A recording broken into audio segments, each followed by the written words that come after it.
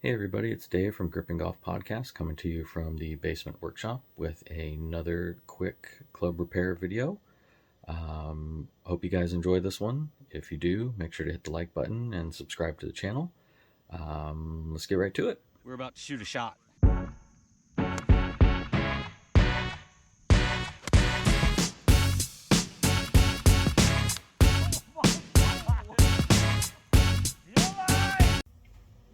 Okay, welcome back. Next thing on our agenda is reshafting a wedge.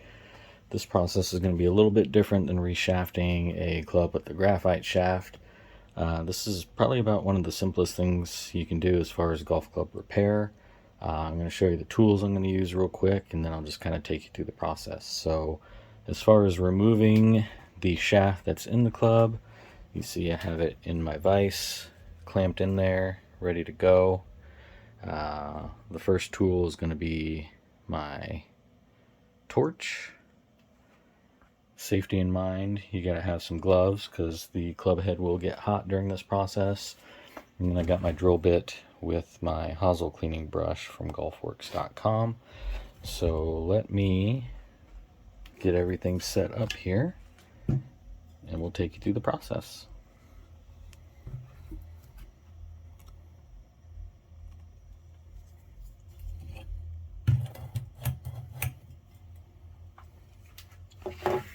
Gloves on first for safety.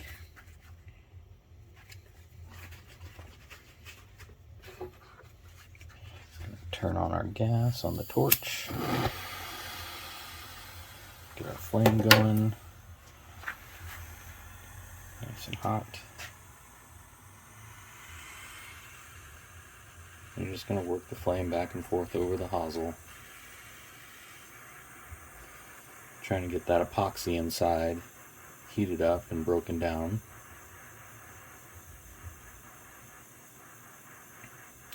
Doesn't often take a lot of heat to break that bond. You can also use a heat gun from Home Depot from the paint department. The torch gets this done a little bit faster. The heat gun you would use for graphite shaft removal because you want much lower heat than what we've got going on here. If you use this propane torch on a graphite shaft, you're going to melt the shaft and regret trying it in the first place. With the steel shaft, your margin for error is a lot higher. So we're going to test this, give the club head a twist. Looks like we got it loose. Just go ahead and pry it off of there.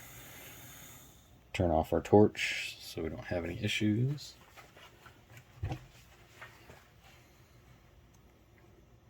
Okay. And then we're just going to get the old epoxy out.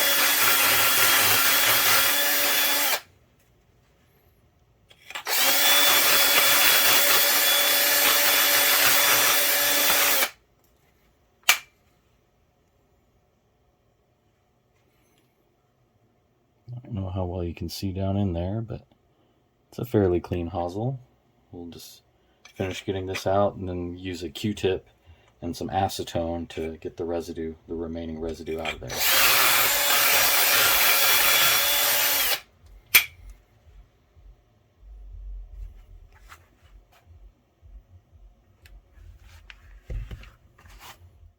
So the next step I did was I've dry fit my club together before I glue it all back together.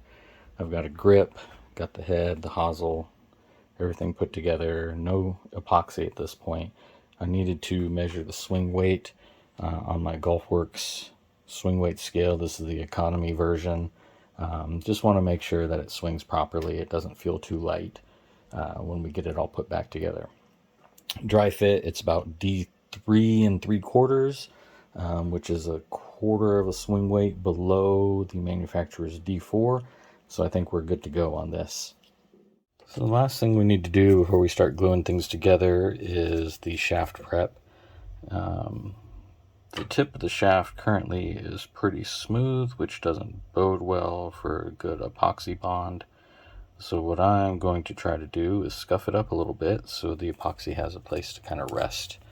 So I'm just going to take a little bit of, I believe this is 60 grit sandpaper, and rough up the tip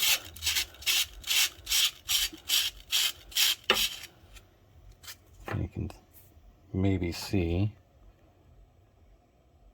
there we go, that there are now some grooves that the epoxy can bond itself to. Now we're going to mix up our epoxy to put the club together. I've cleaned the tip of the shaft and the inside of the hosel with some acetone so it's good and clean.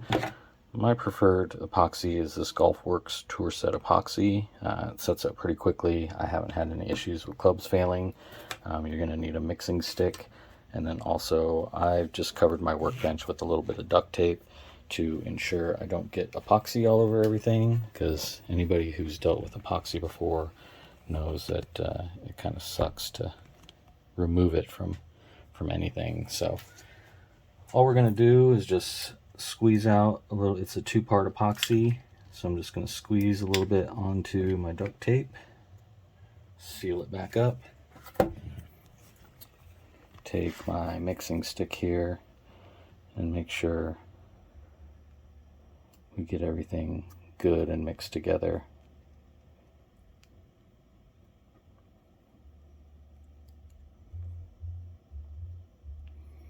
And I'm just going to let it sit for a little bit and cure before I go ahead and put my components together. Okay, for this last part, I'm going to bring in my acetone and a rag. I've got my club head ready for installation. My shaft is prepped and ready to go. Some people will tell you that you should use glass centering beads in the epoxy to make sure the shaft sits pretty centered. In this case, the shaft fits pretty snugly in the hosel, so we're not going to need any of that. I've even heard some people say they use sugar as part of that process as well. So just remember, if you do mix anything in there, you're not going to want to use too much because it's going to ruin the integrity of the epoxy if you do. But what I'm doing is I'm just letting the epoxy kind of fall into the hosel. The reason I do this is if you just jam the mixing stick in there, it'll create a big air bubble. Makes a much bigger mess than probably what you want to deal with. You're going to put your mixing stick in there and just get the epoxy slathered in there really nice and thick all around it. We'll set that down for a second. And then the next step we're going to take is we're going to add some epoxy to the shaft itself. I'm in the you can never have too much epoxy club. You'd rather have too much than not enough, as far as I'm concerned. So once you get everything all good and slathered up, what you're going to do is just simply squish them together. I like to do a little bit slowly. And then you're going to want to remove the excess epoxy and just spin it around with the mixing stick there. And the rest of it, you just get a little acetone on your rag, give it a little spin, wipe it down, get it cleaned up. And I can't get the camera on it, but the last thing I'm doing is I'm aligning the label on the back of the shaft to make for sure that it's straight down. Obviously you're going to want to do this before the epoxy cures. And then it goes on my club drying rack to sit overnight until it is nice and firm. We'll throw a grip on it and call it a finished club. Alright, thanks for watching the video. If you have any questions or comments, feel free to leave those below. Please hit that like button if you enjoyed the video, and definitely subscribe to the channel. Thanks again so much for your time. Take care.